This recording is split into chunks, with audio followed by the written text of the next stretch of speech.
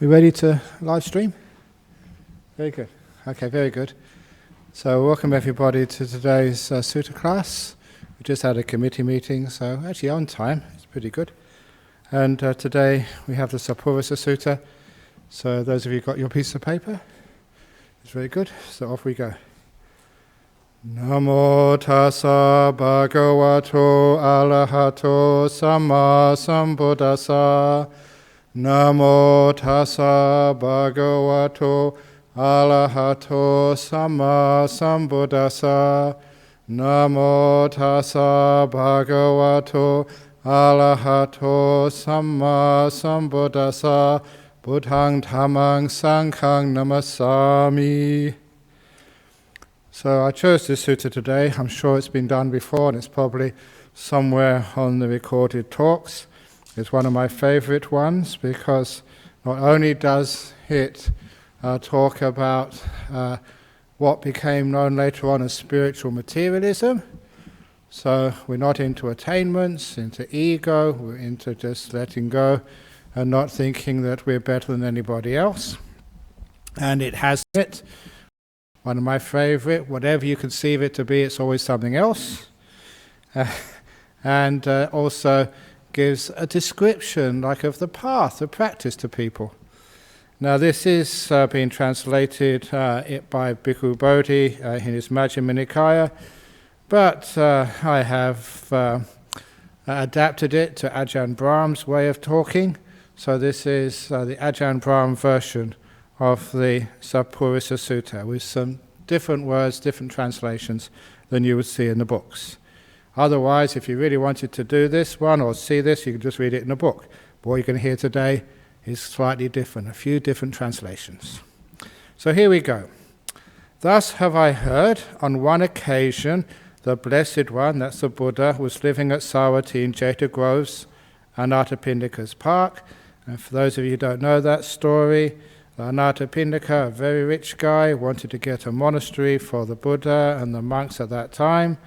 And so he wanted to buy this park from this aristocrat called Prince Jeta. Prince Jeta said, I wouldn't even sell it to you if you covered every inch of the ground with gold. And he said, okay, done. And so he said, that was only a metaphor. And he took him to court, and the judge actually ruled in Anathapindika's favor. If you cover every inch of this land with gold coins, then it's yours. And being very rich, he could do that, and he was about to finish. And then Prince Jeta thought, wow, this is really something, so much gold and more than he needed. And he said, okay, the rest of it is my donation.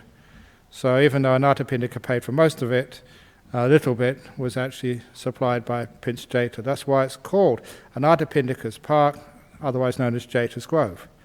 So both of them offered it to the Sangha.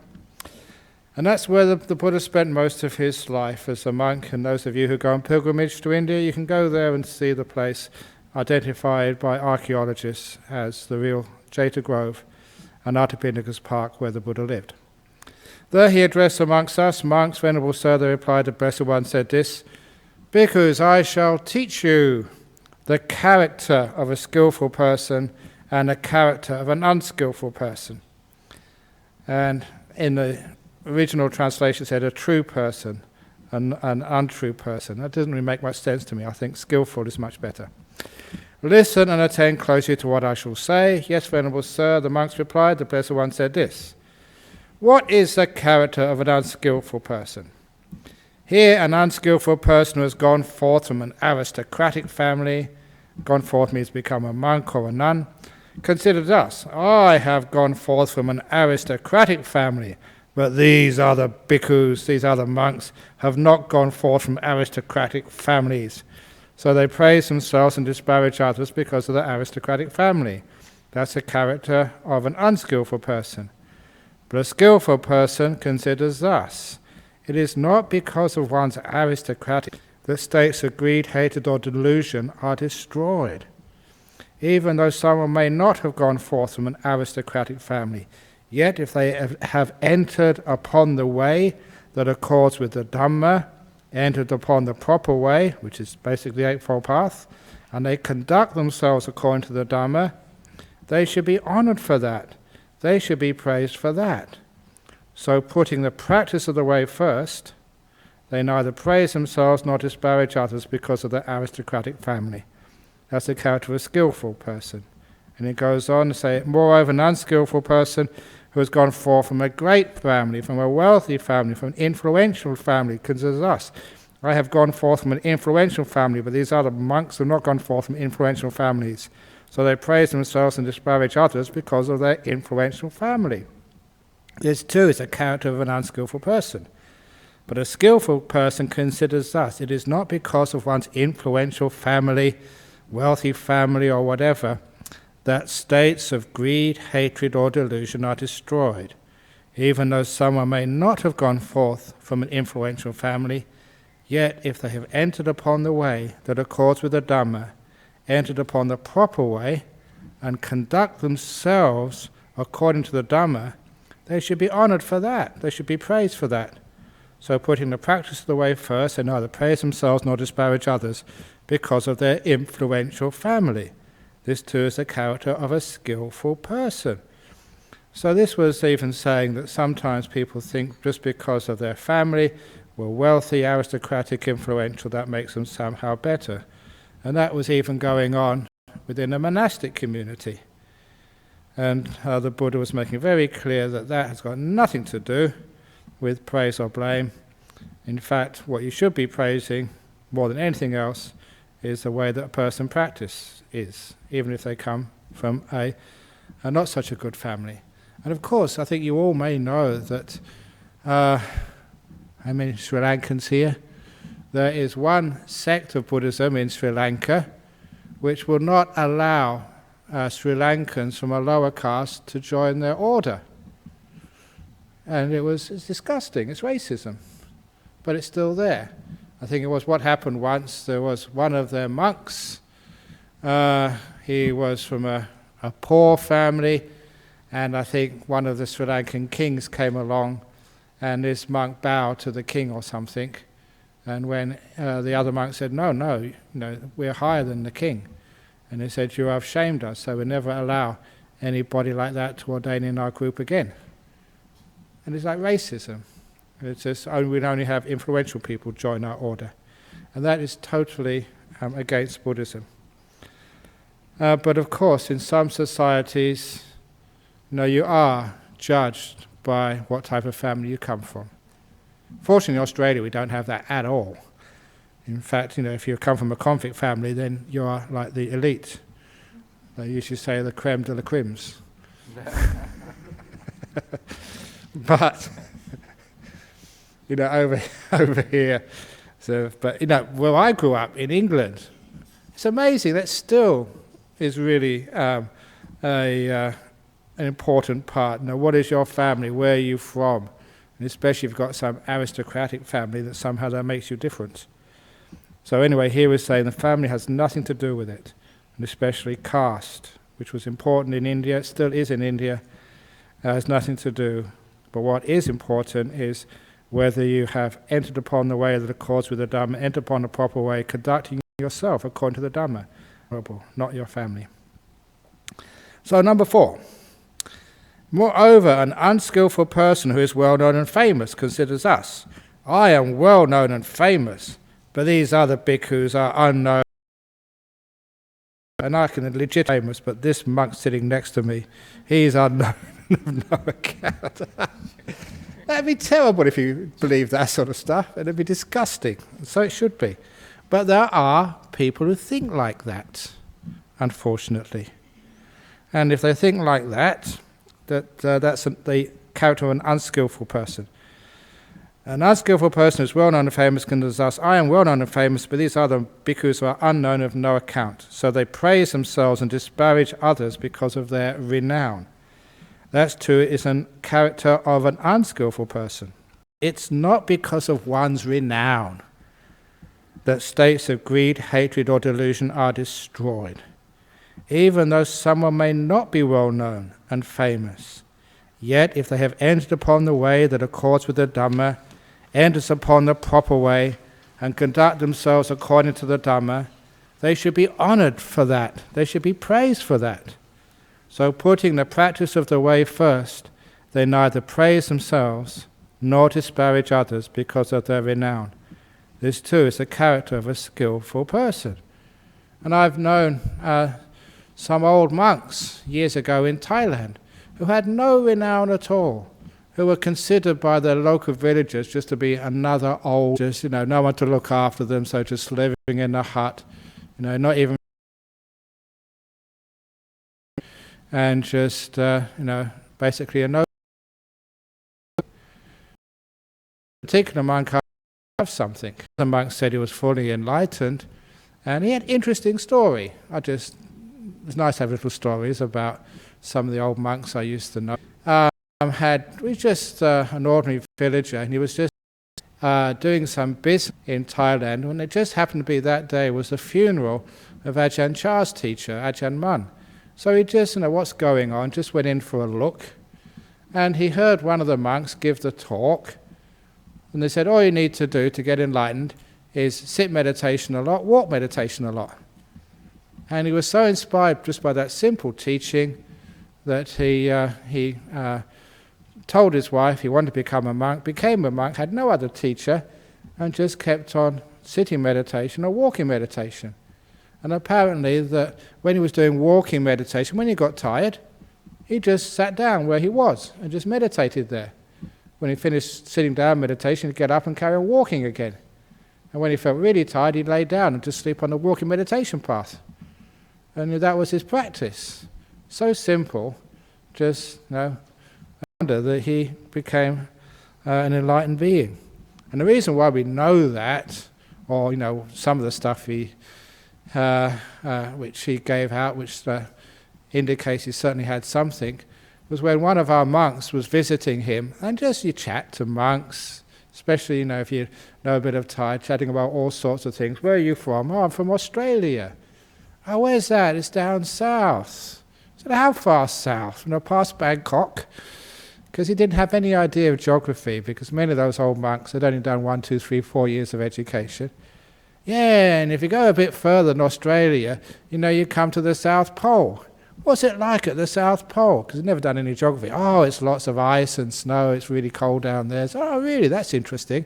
You never heard things like that before. And the next morning, when they went on alms round, he said, oh yeah, you're totally right. Because it's really cold down there, and there's lots of ice, and lots of mountains of ice. I just went there last night. And no, he wasn't making this up. This was a really great monk. But the people in the village never knew what he was up to. Just a little old monk who would just go out for alms and just sit in his hut and walk all day. So those are sometimes people of renown. They haven't got anything. But people who just sit here know what he does. So I do know now, yeah. So, but it's not whether you're nothing to do with the spiritual life. Plentiful robes of medicine. These are called the 4 requisites, the basic necessities of life. Clothes to wear, a place to stay, food, and medicines when you're sick. These are the basic things. And because monks in those days, that's all you would get. But some people had a lot of robes of the very best qualities, and their alms food was really the top quality. And so they'd sometimes think that meant that they were better than other people. I get much more than you do. These days, I'm telling you about what monks sometimes say. Sometimes they say, how many disciples have you got? Or how big is your center? Or it's crazy. Sometimes, we have this big alms offering at the end of the year called the Katina. They would ask each other, how much money did you get at your Katina? And you say 10,000. That's nothing. Sometimes spiritual materialism, how that comes. Or how big is your hall? And so you've got a big hall here. I've got to make a bigger one. Unfortunately, the Anglicans or the Catholics. The Catholics just did an extension. So the Protestants, we've got to do a bigger extension. Unfortunately, you do get that sort of stuff. It's quite clear. It's not because and requisites of medicine. But these are the bhikkhus themselves and disparage others because of their gain. This too is a skillful person.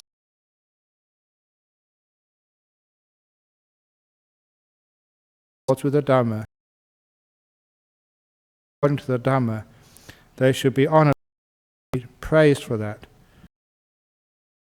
Disparage others because of gain. Person.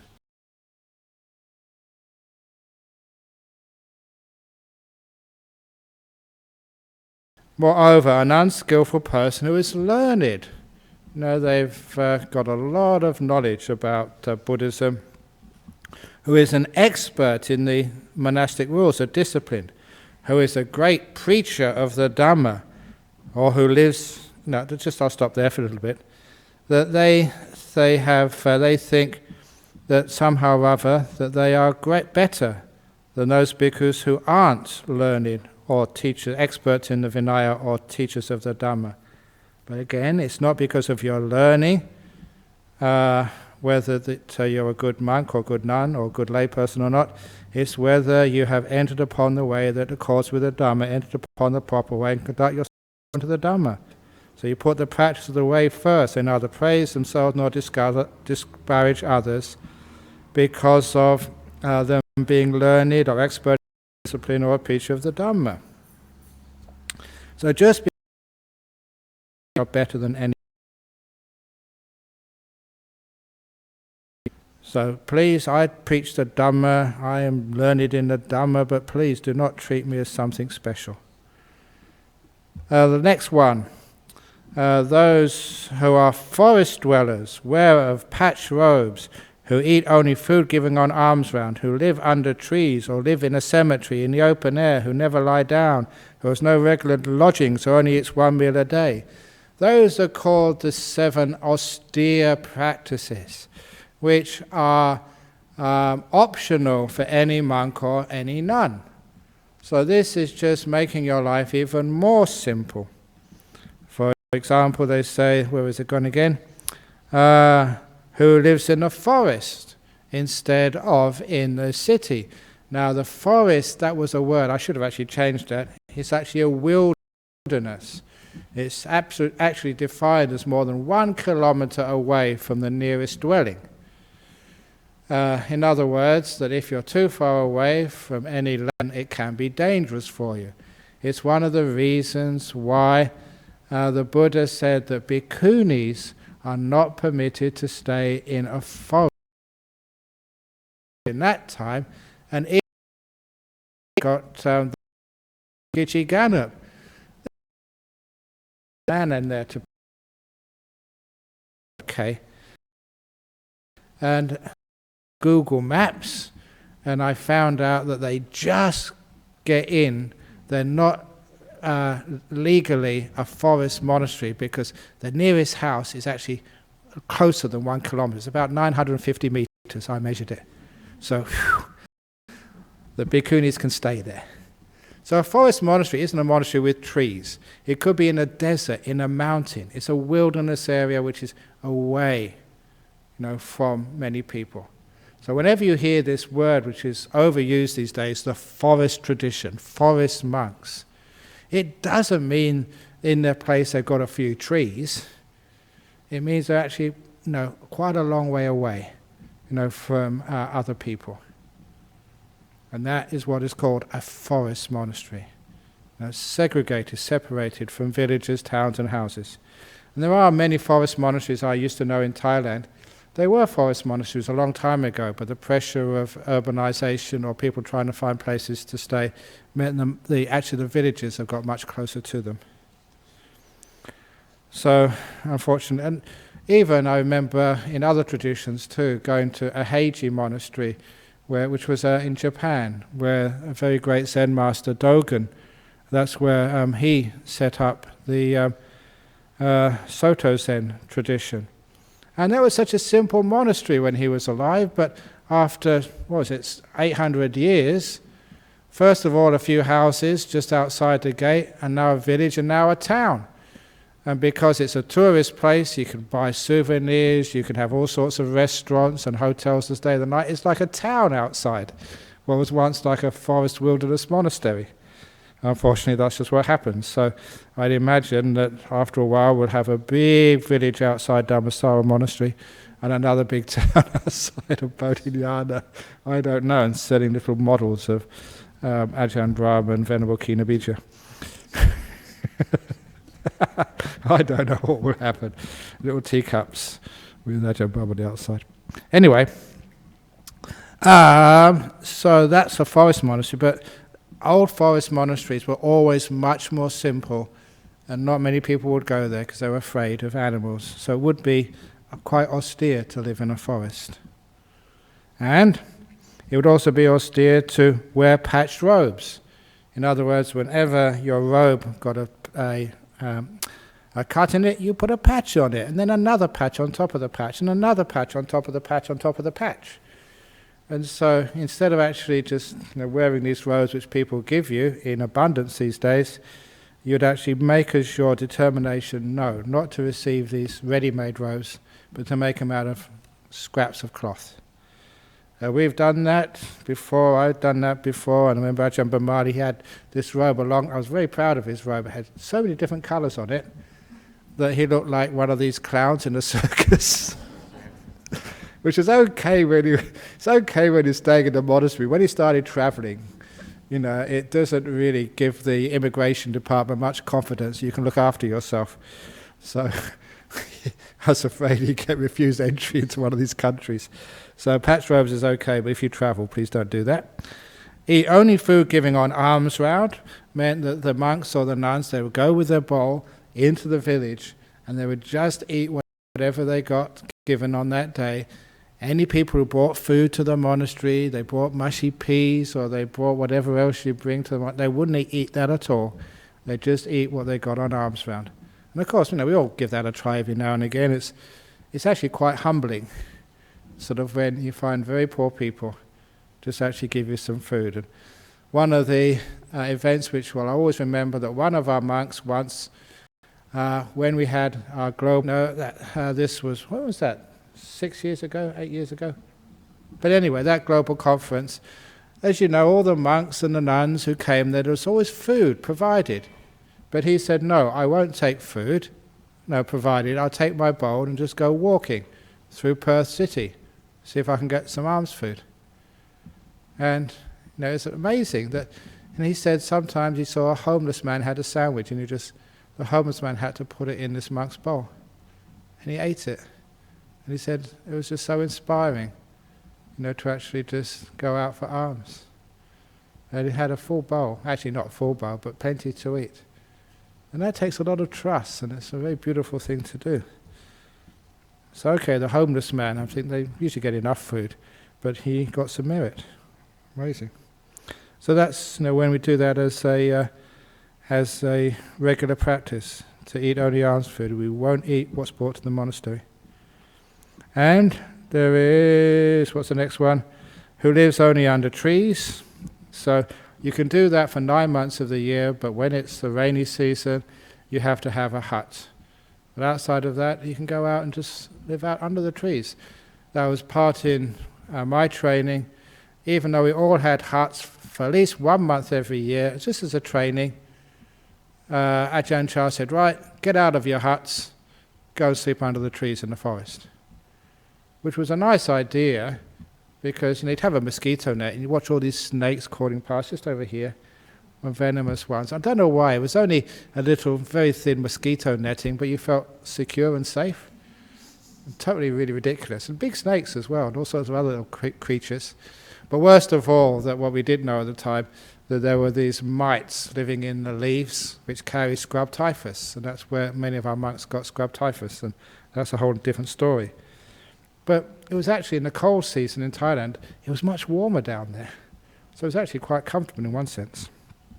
So a person who just lives under a tree for 9 months of the year, or who just lives in a cemetery.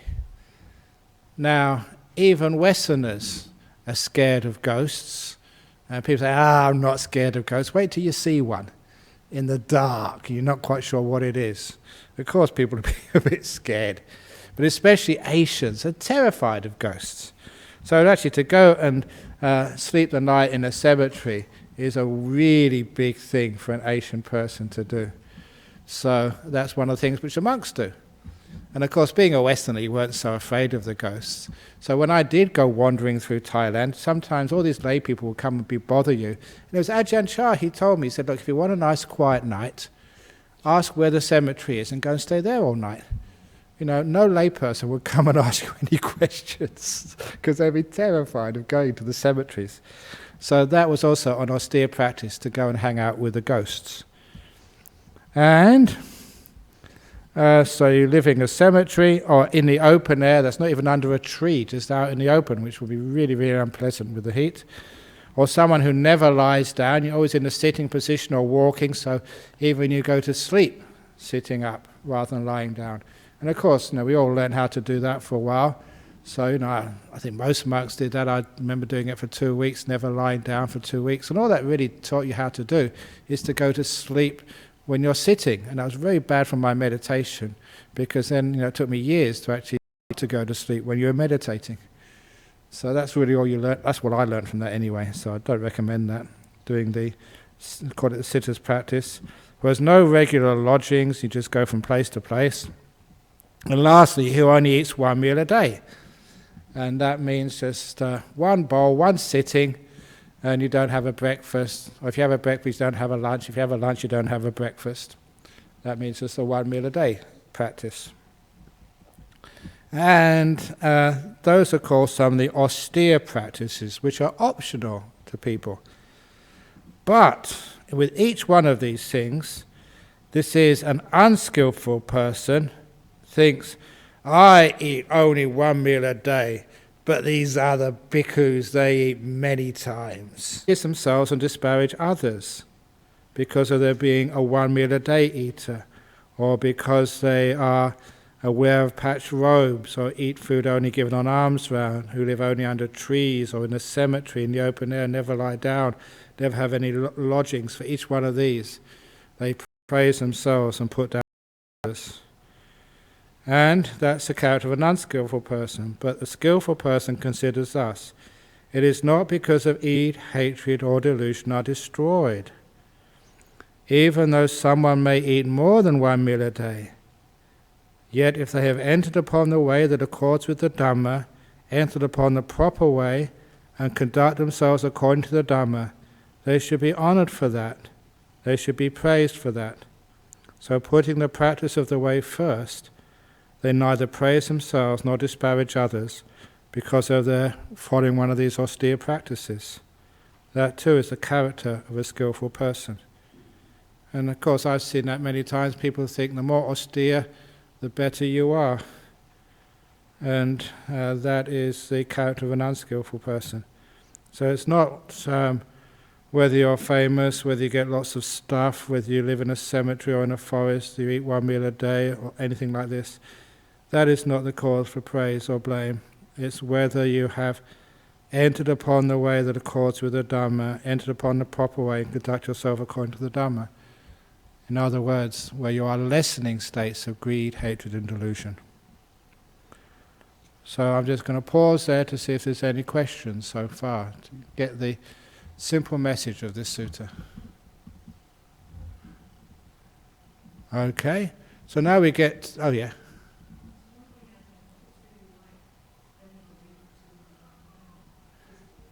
You get used to it. You get used to it, and I was young at the time. When you're young, you can do anything. At least you think you can.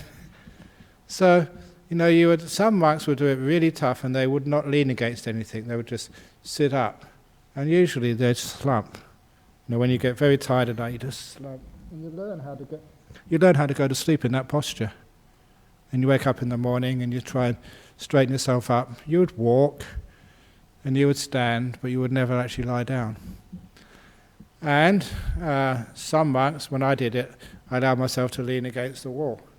So you lean against the wall when you were at night time to go sleep that way, but without sort of sitting down. It was like flying to London in economy class. You can't lie down, you just have to go to sleep somehow that way. And you managed to do it. I mean, when I did that, because after a couple of days you were really groggy, you didn't have any proper sleep. When I leant against the wall, I didn't notice because I was sleeping, there was a scorpion, so it stung my head. That meant I wasn't sleepy after that. Yeah. It really hurt. It went away afterwards. Did you have a good night's sleep? Not with a scorpion on it. Sorry? The scorpion, no, poor scorpion, no, because I went back, before he stung me, he killed him, poor thing. And he squashed him. It was self-defense on the scorpion's part. It was only because you weren't mindful, because if you go without sleep, you lose a lot of mindfulness.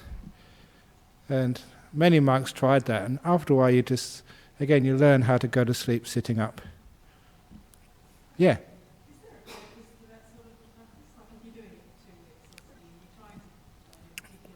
Yeah, what it's doing is it just a bit of self-discipline, to do something which is difficult, which is hard to do.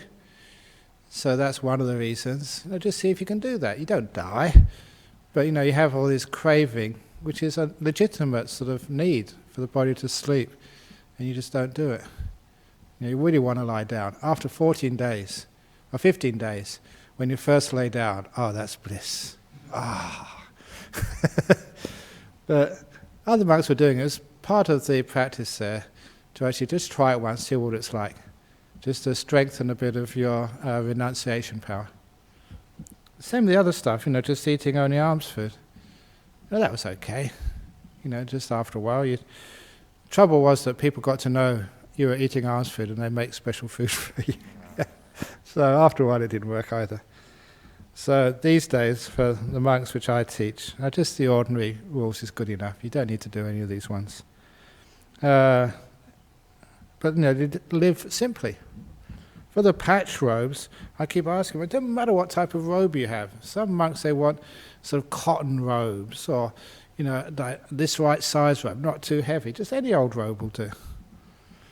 So it's also important. But I do know some monks. It's not our group, but I won't tell you who they are.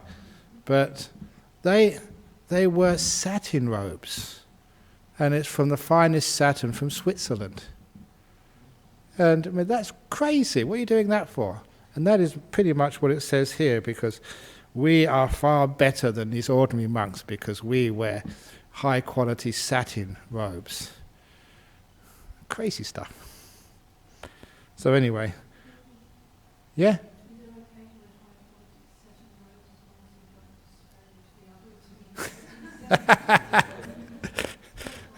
I suppose so. If that's the only robe they've got, fair enough. But you'd be crazy to actually order one in from, satin patches. If that's all that's available, that's fair enough. Yeah. No, if that's all that's available, that's what you've got to take. Yeah. But if you've just got satin robe and cloth robe and sort of popeline robe, whatever it is, and say, that's the one I'll take, then that's really gross. But you'd be surprised that people actually do renounce and join these monastic orders, but they got their old defilements and just their old ways of doing things, and it takes a while for them just to disappear. So you can see that sort of thing sort of happening. The opposite pride, where they take pride in their robe is more patched than everyone. That's right, yeah, the one who's got the more patches on. I've got more patches than you have. Nah, nah, nah, nah, nah. I've stayed more time not slowing down than you have. But you can see just all these things because of pride, which is what this is talking about, that it's so easy, to have spiritual pride. And also, don't have pride in your monastery or your teacher. No, we're the only place which has got a really good bhikkhuni monasteries. Over the east, they've got nothing. In other countries, they've got nothing. Only the BSWA has got the best nuns and the best monks. That is the character of an unskillful person. It's true, though. It's true, though. Because that's not the way states of greed, hatred, delusion are destroyed. So you can see here is focusing on lessening your greed, hatred, and delusion. Your wanting and your aversion, and especially as it comes out in thinking you are better or you are worse. And there's a consequence of this. The next part of the sutta starts to happen. When you're meditating, quite secluded from the five senses, secluded from the five hindrances, an unskillful person enters upon and abides in the first jhana, which is accompanied by movement of the mind towards the bliss and holding on to the bliss with rapture and pleasure born of seclusion from the five senses. And the first point I want to make is that this attainment in deep meditation does follow on quite naturally, from a person who practices not praising themselves and disparaging others, but nevertheless who does live so a simple life. A person who does not worry about their gain or they're a great preacher. And the story I'd like to mention, for those of you who know some of the history of Buddhism, that the Buddha's cousin, Devadatta, the Sangha, became a very good bhikkhu and got these deep meditations and psychic powers as well. And as soon as he got his psychic powers and these jhanas which came before, he got proud and he thought he was much better than other people, praising himself and disparaging others. And that's where he lost those powers. This is one of the problems. If you can let go of your sense of ego and self by not praising yourself and disparaging others because of these things which happen to you or your way you practice spiritual life, if you it's quite naturally that these states of jhanas will occur. It's a point which is implied here, which I'm bringing out from this sutta. So if you haven't had these jhanas yet, perhaps you are praising yourself, disparaging others because of how you practice, your lifestyle. Bit too much ego there.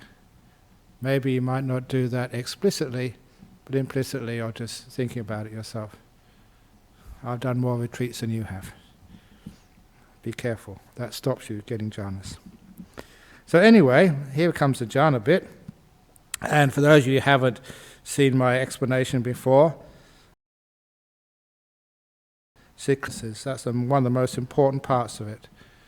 And that is the sense of seeing, hearing, smelling, tasting, and physical touch, all turned off. You can't think. Obviously you can't see anything, you've got your eyes closed. And you can't even feel anything with your body. There's no heat, no cold, someone touches you, you wouldn't know it. So this is the five senses have stopped. And the sixth sense, the mind, is now dominant.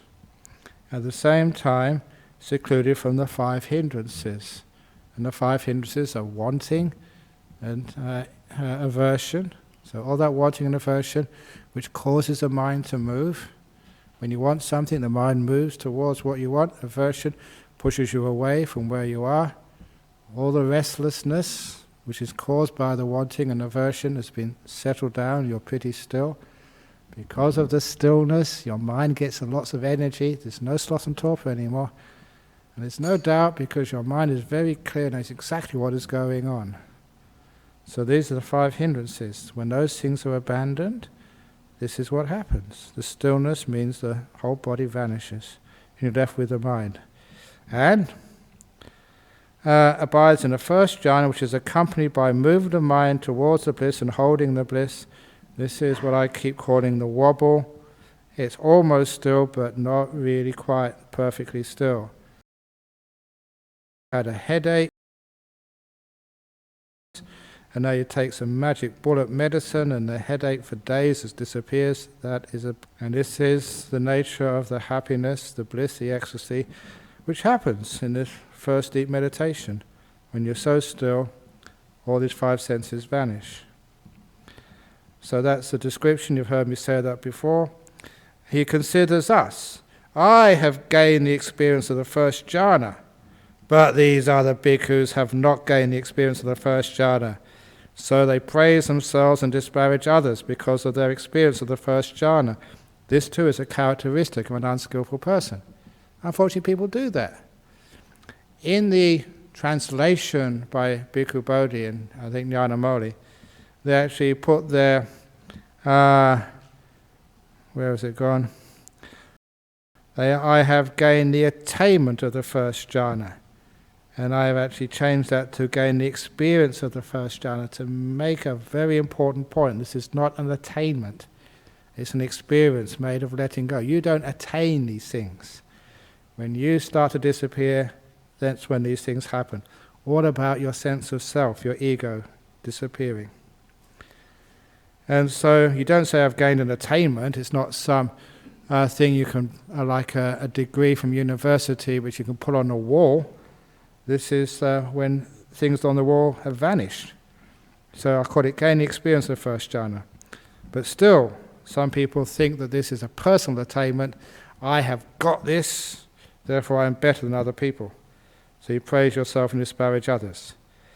But a skillful person considers thus: non-ownership of anything, even these spiritual experiences, has been declared by the Blessed One, even for the experience of the first jhana. I'm not going to go into the next sentence until I explain this one. This is like a word which, I remember when I first read this in Pali, I thought, wow, this is a great word, attainments. And for anyone who knows the work of Bhikkhu Buddhadasa in South Thailand, he became a very famous monk, passed away about 30 years ago, maybe longer. A very famous monk, and he wrote a whole book about just that one word, attainments. Maya means making something out of something. It's used, for example, an astral body is called mano maya body. Mano means mind, mind-made body. Mind, maya, body. And also you have things called sanya maya kaya, like perception, maya, made, body. So it's making something out of ta means that. You're making something out of that, a person, a being, out of that attainment. That's what I'm meaning. And so attainments, when you put an at in front, it means the opposite. So the meaning of this word, which is quite an important word in Pali, not making something out of it, such as a possession or an attainment. So even if you've got this incredible experience of the first jhana, it's not yours. But you always remember the Buddha said, don't own these states. Don't make something out of it, such as a possession of an attainment. I just got jhanas. Because then the next thing is, I am better than those scallywags who don't. So a skillful person considers thus non-ownership, not making something out of it, such as a possession or an attainment, has been declared by the Blessed One, the Buddha, even for the experience of the first jhana, even something so big. And now comes a killer, one of my favorite sayings, for in whatever way they conceive it, it is always otherwise. Whatever way you think about it, you can never really quite get it, because conceiving is missing the point. Conceiving is, as somebody said years ago, I remember this statement, they said, you always think about something, which means you go around it, like a satellite, like the moon going around the earth. You think about it, but you never think into it. You can't think into it, it always goes around the matter. So conceiving never gets close enough to penetrate into it. So whenever way you conceive it, think about it, put it into words, try and get a concept, trying to contain it by some sort of philosophy, you'll always miss it.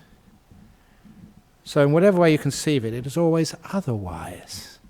Yeah, you can describe these things, but the description, again, is the old Zen finger pointed at the moon. The signpost. Like my favourite simile I've been using because a few months ago when I went to Dhammasara, I asked them, where's the toilet? And they said, over there, it's got the word, toilet. So I said, That's the toilet over there, where the door where it says toilet. I said, yeah, it's got the sign on it. So I said, I'm going to urinate on the door. And they said, what are you talking about? Well, it says toilet on the door, so that must be the toilet, the door. I said, no, you misunderstand. That's the sign. The sign is not the toilet. The toilet's inside the door. Now, you may think I'm being stupid there, but I'm making a point. These words, you don't urinate on the sign. The sign is pointing you where the toilet is, on the other side of that sign. That's what many people do. They urinate on the sign, metaphorically, when it gets to things like jhanas and stuff. So whatever you conceive it to be, it is always otherwise. So, the sign is not the thing. So, putting non-ownership, non-identification, they say in Bhikkhu Bodhi, which is pretty good. Non-ownership first. It's just, John, I don't own these things. I never attained it. They neither praise themselves nor disparage others because of their experience of the first jhana. How can you praise yourself and disparage others? Because this is not an attainment, an ownership anymore. This too is a character of a skillful person. It's just like, as a monk, it's one of our rules. I am not permitted. It's the 8th Pajjhita. You can look it up for yourself. All this stuff is on the web these days. That as a monk, I'm not permitted to tell people about any of my meditation experiences, the deep ones. But sometimes people keep pressing me. Say, oh, Ajahn Brahm, you've written all these books. Ajahn Brahm, honestly, come on, in front of everybody. Have you ever attained a jhana? That's how they say it. And I've got this great answer these days, which doesn't break my rules, but it also means I can actually explain an important point of Dhamma. And I say to people, and I usually put my head down and said, yeah, I've written all these books about jhana, but Ajahn Brahm cannot attain jhana. All these years, I'm being honest here, Ajahn Brahm has never attained a jhana. And people say, oh my goodness, you hypocrite. I've been following you all these years. I trust you. And now you just made these up. And then I do the killer statement. I said, Ajahn Brahm has to disappear first of all. And then the jhanas happen. I have to get out of the way. I cannot attain anything except a lot more suffering. But when I vanishes, then these things happen. So there's a nice way of answering the question. Because everyone, I don't know, is it an attainment? Ajahn Brahm, can you please, all these things, yes, I've got this attainment, that attainment. People love to think like that, but this is not the game of Buddhism. It's not an attainment, it's when you vanish, disappear. Did you get the point? Hope so. Anyway, this is the whole purpose of the sutta. You're not taking these things as attainments. So when they're not attainments, they're not personal, you don't own these things, it does mean that you'd never praise yourself nor disparage others because of the experience of these incredible things. Now the second jhana, with the stilling of the movement of the mind towards the bliss and holding out, that's the last bit of movement. An unskillful person enters upon and abides in the second jhana. That's the first time that nothing moves at all. Absolutely nothing. Really still. And with the fading away as well as rapture, you enter upon the third jhana. That's half of the bliss. Just because of stillness, everything settles down. And then the last, with the abandon of all pleasure and unpleasantness, both physical and mental, you enter upon and abide in the fourth jhana. And I'll just go there first of all. And a skillful person, unskillful person thinks, I have gained the experience of these four jhanas, but these other monks have not gained the experience of these four jhanas, so they praise themselves and disparage others because of their experience of those jhanas. That's the character of an unskillful person, but a skillful person considers non-ownerships, not making something out of this, has been declared by the Blessed One, Buddha, even with the experience of these four jhanas, for in whatever way they conceive it, it is always otherwise. So putting non-ownership first, they neither praise themselves nor disparage others because of the experience of these four jhanas. That is the character of a skillful person. So what it's saying over there, that you have to do this letting go of your sense of self to get into these jhanas for the first place. But a lot of times I've seen this happen. People just, they get this first or second jhana or something, and the reason why they got in there. They totally forget. Yes, at last, I've got it. And they made something out of it. Sense of self. And that stops any further progress. They usually lose their jhanas afterwards. Yes?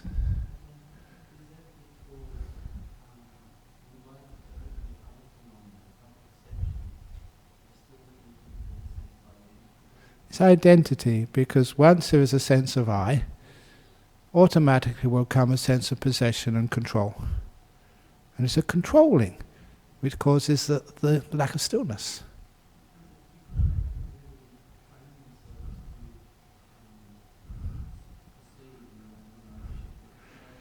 They haven't trained themselves to perceive in terms of non-ownership enough. They've just done enough to get into the jhana, temporarily, but then they forget it. And then they think, I don't own the robes, and renown and fame and all this other stuff, but jhana, I own that. Because it's big, it's huge. So that's one of the problems. At the last step, you get attached to these things. By being attached, I mean it's mine. I attained this, I did this. Look how great I am. So that's the point of this sutta, which is really beautiful.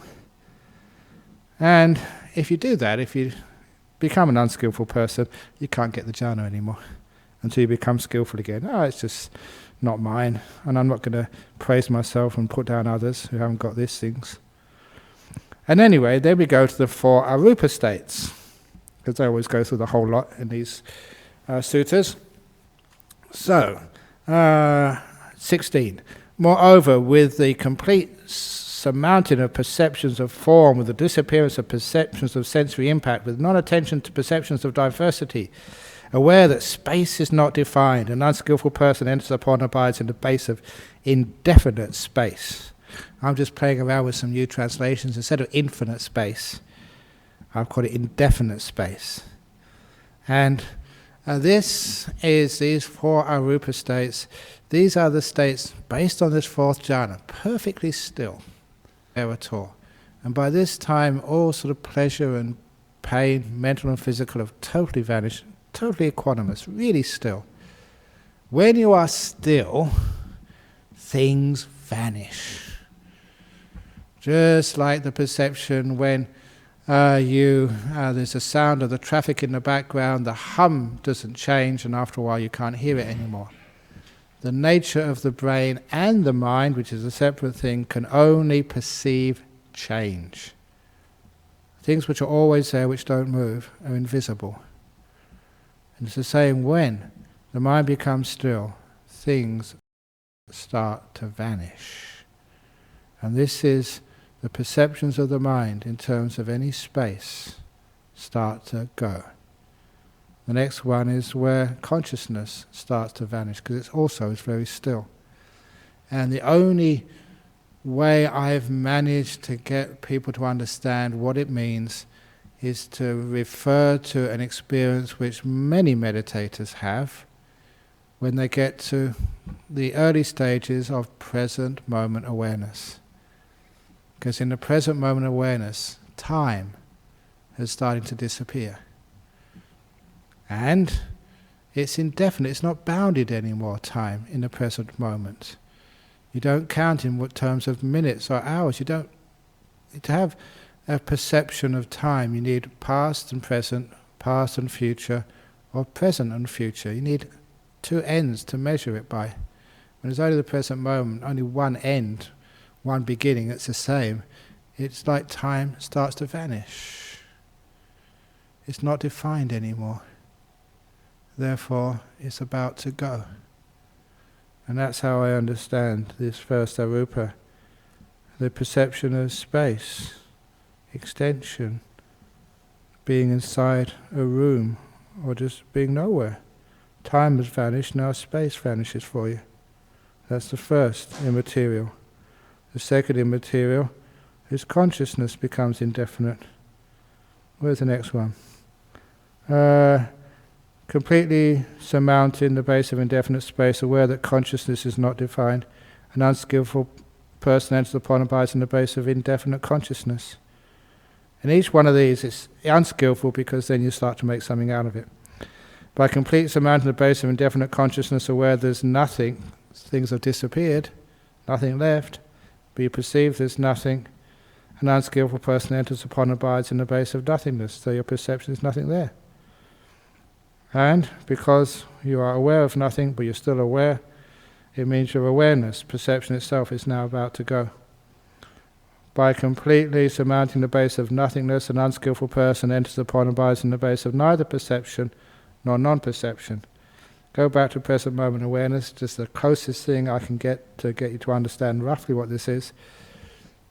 Present moment, all the time in the world, but no time.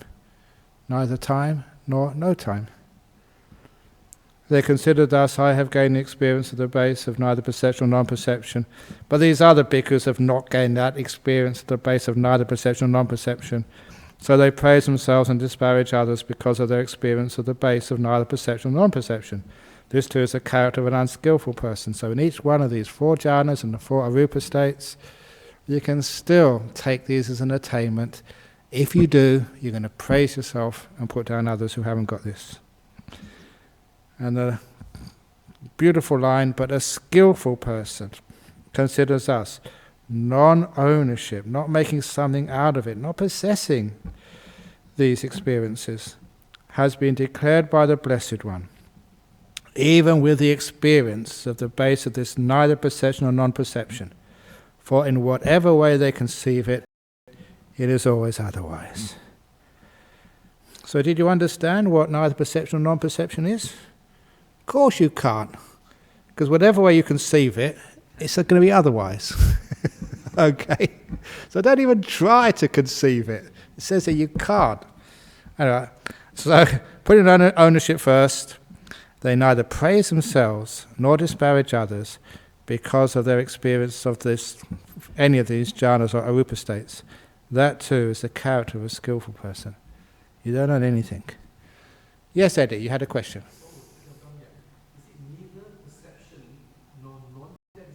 You can't even perceive its equanimity. You're almost totally gone.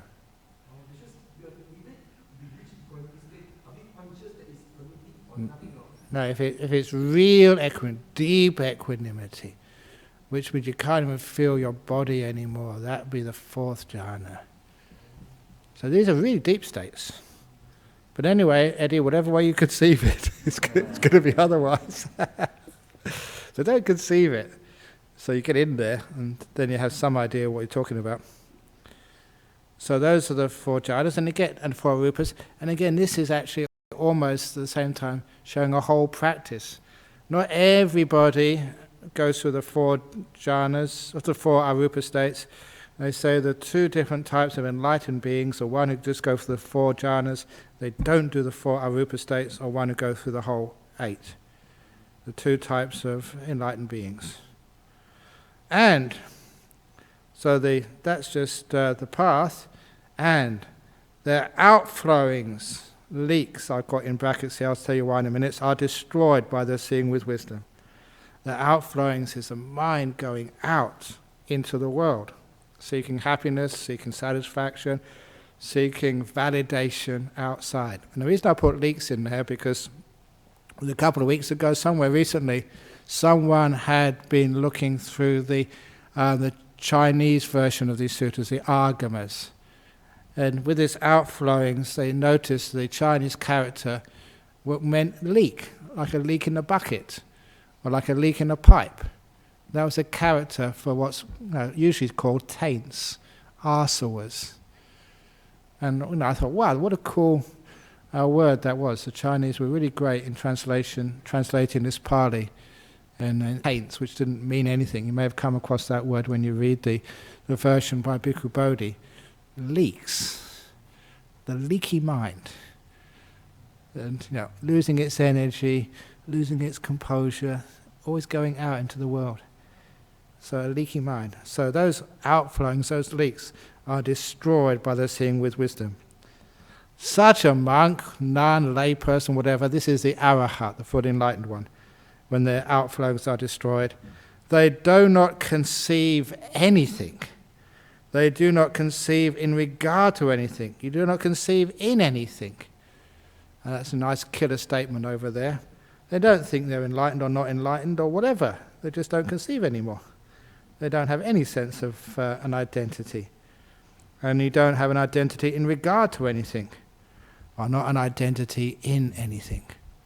You don't think you are now merged into the ultimate cosmic consciousness. You don't conceive in anything. All that stuff is gone, finished forever. Because whatever way you conceive it, it's always otherwise. That's the end of philosophy for you. Any philosophy students here? That is what the Blessed One said. The bhikkhus were satisfied and delighted in the Blessed One's words. That's called the Sappurisa Sutta. And for those of you who had gone through our committee meeting, there's quite a few of our committee members here, I didn't want to go on too long. You're probably already tired out, and especially you give so much in our committee meetings. It's nice to give you another aspect of it. It's much more fun than arguing about IT and computers and other building stuff.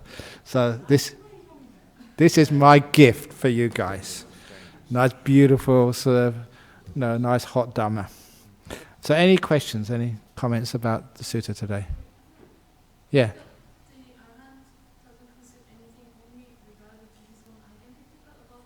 Anything, no. Because all thought misses the point. Yeah, it doesn't conceive, especially the conception. The word conceive has a special meaning in Buddhism, because they have the three conceits. Conceit is related, yeah. Because we have that even in English. To conceive means to think, to actually come to some sort of conclusion by your thoughts, have an opinion, you conceive of something. For a woman, you give birth, which is a wonderful word. You're giving birth to something when you conceive. But we also have in English the conceit. Look how good I am. I am a monk. I sit up here, and thousands of people listen to me. That's conceit. And especially the three conceits taught by the Buddha are the conceit, I am better than other people. That's the first conceit, and I understand that one. The second conceit is very common in a country like Australia. I am worse than others, what we call lack of self-esteem. That's also another type of conceit. And the killer one, number 3, is I am the same as others. You're not the same as others. You're not worse, you're not better. Just the whole idea of conceit, measuring you with others, disappears when you realize there's no you to measure with. Okay, Tommy?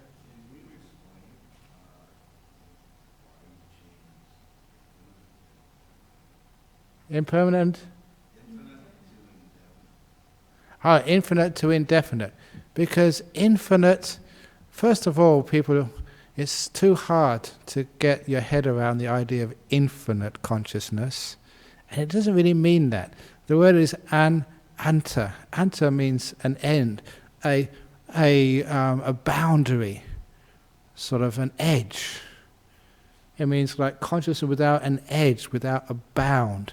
Yeah, you could call it infinite, but it means like with no, nothing to describe it, to circumscribe it, to put it in a box so you can really get your head around it. So not infinite in the sense of goes on and on and on and on and on and on and on, which is that word infinite, sometimes it has that connotation. It's the part is an, which means not, anta. And anta is the same as end. No end. Yeah, it's no end, infinite, but it means much more than that. It means there's no wall surrounding it. So because that you can't describe it. Now the word describe comes from scribe, means write something around it. Yeah.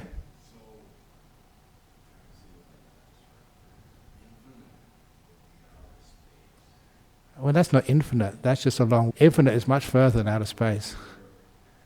Yeah, because even that. Yeah, even space is not infinite. Ask any physicist. We know exactly how much space there is in this universe. I don't know if any of you remember in physics that there was a really, really neat little demonstration, very simple maths, which actually proved that the universe cannot be infinite. And it'd be illogical to be infinite. If it was, there'd be too much energy, we'd all be blasted by so many rays. It's a very neat proof. And it's not infinite, but there's no edge to it.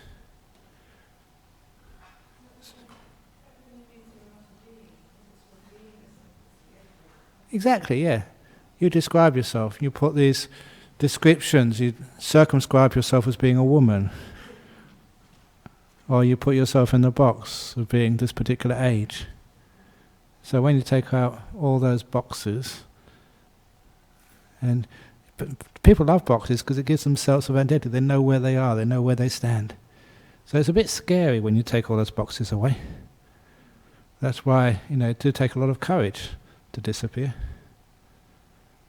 But it's actually much better, because when you put those boxes out, you are in prison. 4 walls defining you. And when you go outside of prison, you're undefined. It's scary for many people.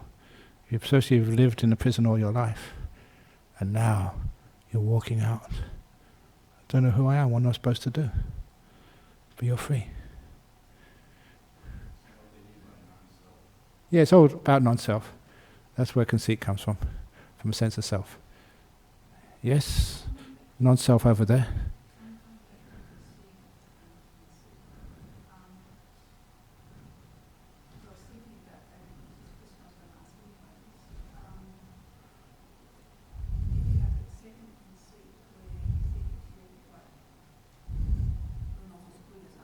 Yes, yeah, it's very common.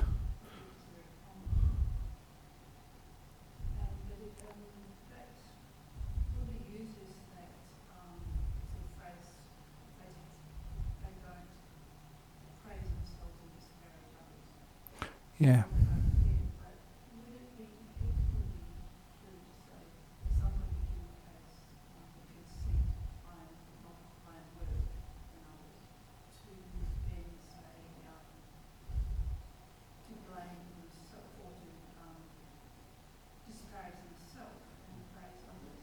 It's the same thing, whichever. Exactly, the opposite way around. So praising yourself, disparaging others, is pretty much the same thing as disparaging oneself and praising others.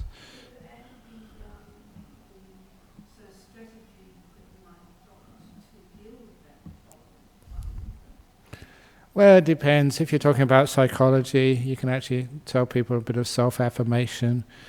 Just, yeah. In the Dharma, you don't even conceive of that anymore.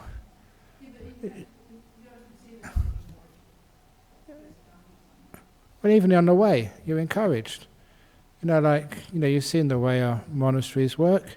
Yeah, I sit at the top of the line, but I don't have special robes because I've been a monk for such a long time. You know that sometimes people don't know who's the senior monk, who's not the senior monk. I'm not even the oldest anymore. You've got Ekagata, he's 74, and even like last week, I was sitting up there for the dana on a Saturday, Sunday, and I was the youngest. I was a young whippersnapper.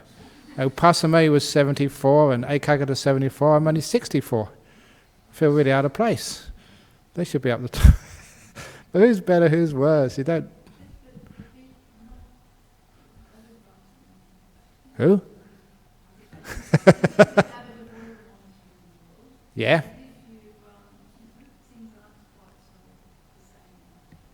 Yeah. How did they're not all the same? Welcome to the world. It's never going to be the same. Look, you've heard me say many times that the problem with people is always trying to improve themselves rather than trying to accept themselves. Trying to improve the monastery rather than trying to just... We've spent so much time building monasteries. Doesn't need to improve anymore. It's good enough. And you're good enough. You don't have to improve yourself.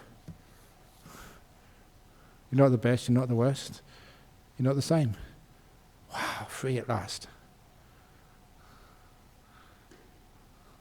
So if you're not the best, if you're the best, you get proud. If you're the worst, you've got a lot of work to do to catch up.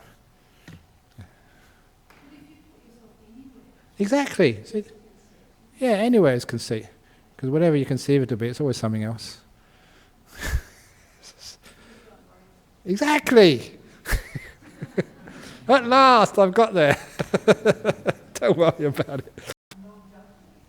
It's no judgment. Yeah, you can't judge anything. Yeah, because just people don't know why they do things. You know, they've got their reasons for it, the conditioning. I don't know why they do things, but it's just why they do things. So you don't think you're better or you're worse or you're the same. All this conceit business, which causes so much hassle in this world. You know, I am the Prime Minister, therefore I deserve to go in a helicopter. It wasn't the Prime Minister, was it somebody else? I got questions from overseas. Oh my goodness. These are more important than the ones here. Those are the better ones. No. I'm from Hawaii. Dear Bhante, why is it that in some monasteries strictly enforce austere practices when the suttas, the Austere practices, are optional and only used to remedy certain habits? Exactly. In other words, the reason is because some of those monasteries in the past have just followed the example for their teacher, rather than actually looked at see what the real tradition was. Where was I recently? I think it was in Singapore, no, in Malaysia. And people call me, you're just a really modern monk, Ajahn Brahm, the way you talk and the way you act. So I'm not a modern monk. I am the most traditional monk you can possibly find. Only my tradition goes back to the time of the Buddha. Other people's tradition goes 50 years, 100 years, 200 years. I go way back. That's my tradition. So I'm most conservative, traditional monk. I follow the Vinaya. Sort of. But the question here is, why do they enforce these austere practices? That's because they're following the example of their teacher. They're just doing what their teacher did, not really understanding why they did that. And this is the trouble, imitation rather than coming from wisdom. So we do what we're taught to do, rather than being taught how to think and find out for oneself. From Hawaii, just before my teacher Ajahn Chah died, he would give the same story again and again for quite a few weeks. So if I keep repeating the stories, I'm just following the tradition of my teacher. And I can't do this the way he did it. He'd get his hand out. He said, he made it. One day there was a crab who had a bad leg, so he'd walk with a limp. And the crab who walked with a limp had a lot of babies, and told all her children, he said, I walk with a limp because I've got a bad leg. Don't imitate me. Don't you walk with a limp as well. But all the little babies, they also walk with a limp because they were just imitating their mother. And Ajahn Chah was referring to himself. He said, look, the way I teach, like everyone, we've all got limps. Don't just follow me. And of course, everyone just followed him. They always walk with a limp as well. In other words, they're following the teacher, not just the little baby crabs following their mother, not really thinking, that the only reason why they walk with a limp because they've got a bad leg. So, indeed, you're quite correct. Austere practices are optional and only used to remedy certain habits, indeed. So, if you force that on monks, then they don't know really what they're doing. It's not according to the Dhamma, and it's going to be bad results. The last one is, what is the difference between a Sappurisa, a skillful person, and a Saika, disciple in higher training? Is it a Saika is a Sappurisa, but not the other way around? Actually, you're onto something there from Malaysia, because a Sappurisa, what I had a skillful person here, what they say in the Bhikkhu Bodhi is a true person, is sometimes used as a synonym for a stream winner. And the reason they call it a stream winner is because they've got away from especially self-view, sakkaya ditthi, the view that there is somebody in there. And so obviously someone who is a stream winner would be a Sappurisa, and they would never think of any of these attainments, or experiences rather, as being a personal attainment. So you're actually onto something there for a Sappurisa, a skillful person, is at least a stream winner, someone in higher training. And equivalent, not one is bigger than the other. And lastly, from California, what is the purpose of chanting? Why some monks don't say excuse me when they burp? It is. There's two different questions there. But anyway, the purpose of chanting, it started off as a way of memorizing the teachings, because they didn't have any books or no tablets. So the only way you could remember the teachings was to keep chanting them every day sometimes. So we had these chants, they kept on doing to preserve the teachings. They would memorize them like you memorize, say, Hamlet, in Shakespeare. And many actors have to memorize this. And they chant it together so they can actually remember it, so when it's time to perform, they can perform it. In those days, because there was no books, the only way to preserve the teachings of the Buddha was to keep chanting it together. Now, after that, it became a tradition. It was like considered meritorious to chant. So you invite the monks into your house to chant. And again, it all just came from just a time when we didn't have books, but people still invite the monks to chant. I don't mind going to chant because, you give it some energy. Sometimes it's like, why do people chant at the football matches? Because, sometimes it doesn't mean very much, but it does actually encourage the team. People are cheering for you. So it has that benefit, for people. And if you have got some good meditation, a strong mind, actually with the chanting, you can actually put a lot of mental energy into that chanting and can have some power. But sometimes the chanting, the tradition has got so strange, and please, I don't like knocking any culture, but the chanting in Sri Lanka, especially all-night Pirit chanting, now that really deserves to be sort of criticized. Because they only do like 3 little suttas and takes all night. And I don't. People say it's tradition, but I don't know where this tradition came from. It certainly didn't come from the time of the Buddha. Just one syllable, just Namo Tassa starts off. Na,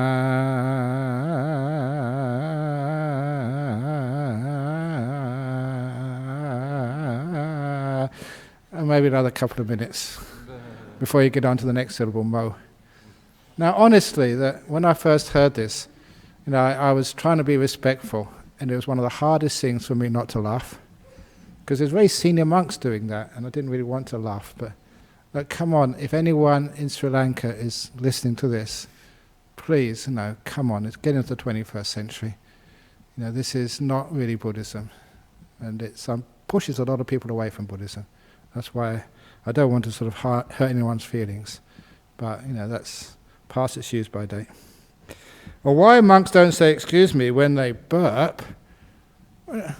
Sometimes I told some monks, oh, excuse me, but then I thought, no, I don't really mean that. I have to be honest. Why should I be excused or ask for excuse when I'm just doing a natural bodily function? You burp, that's nature. Is there anyone here who doesn't burp? Even online, look into this. You burp, I burp. You pass wind, I pass wind. Why should I say sorry for doing a natural bodily process? So I am going to form a society of burpers' freedom rights. The right to burp. So that's one of the reasons why, because I'm making a point that it's a bodily function, you can't really control it, it's just what happens to your body. So if you burp, just burp, for goodness sake. I can't apologize for things I didn't do, I had no control over, it was unintentional. So anyway, that's why monks don't say excuse me when they burp. Just burp and get it over and done with. And if you think I'm bad for that, please don't disparage me and praise other monks who do apologize for burping. Okay, very good question there. Thank you for California. Okay, you got another one from here. Yeah, go on. Yeah. Yeah. But Exactly, you don't know what you're doing. So it is devotion coming from faith, which is a wonderful thing. But after a while, if they have faith in something which later on they find has no real meaning, it destroys their faith. So if people have faith, let's channel that energy into something which is very useful, rather than wasting it. So always remember, faith, is something to be channeled like any other energy. Water can be a tsunami and can cause great destruction, or it can be tidal power, one of the great answers to the energy crisis. So it's how we make use of these things. Oh yeah, but I get into trouble for it. But I don't mind getting into trouble. Trouble is my middle name, Ajahn Brahm. Okay, so I think that's enough for today. It's just gone over 24:20. So thank you again for listening from overseas and from listening in here. We're now going to pay respects to the Buddha, Dharma and Sangha.